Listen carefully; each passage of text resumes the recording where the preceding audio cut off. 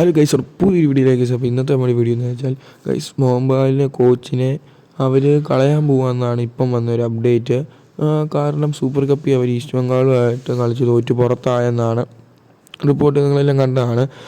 ആ കാരണത്തിൽ ഇപ്പം മോഹൻബഗാൻ കോച്ചിനെ കളയാൻ പോകുമെന്നാണ് അപ്ഡേറ്റ് വരുന്നത് മാനേജ്മെൻറ്റ്.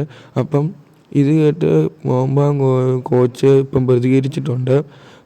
മോഹൻബഗാൻ കോച്ച് പറഞ്ഞ 2 താരങ്ങളെ ഇതുവരെ മാനേജ്മെൻറ്റ് മേടിച്ചു കൊടുത്തില്ല.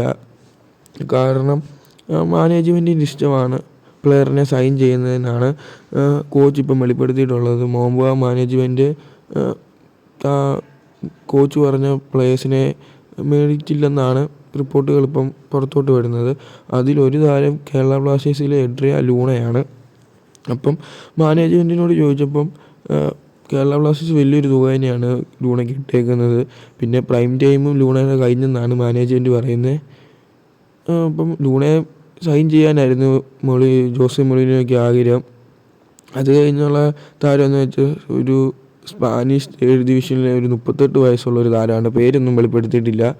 എന്തായാലും ജോസെ മൊറീനോയുടെ കളയുമെന്നാണ് റിപ്പോർട്ട് വരുന്നത്. അപ്പോൾ ഇതിനെക്കുറിച്ചുള്ള നിങ്ങളുടെ അഭിപ്രായം എന്തായാലും ഒന്ന് താഴെ കമൻറ്റ് ചെയ്യണേ.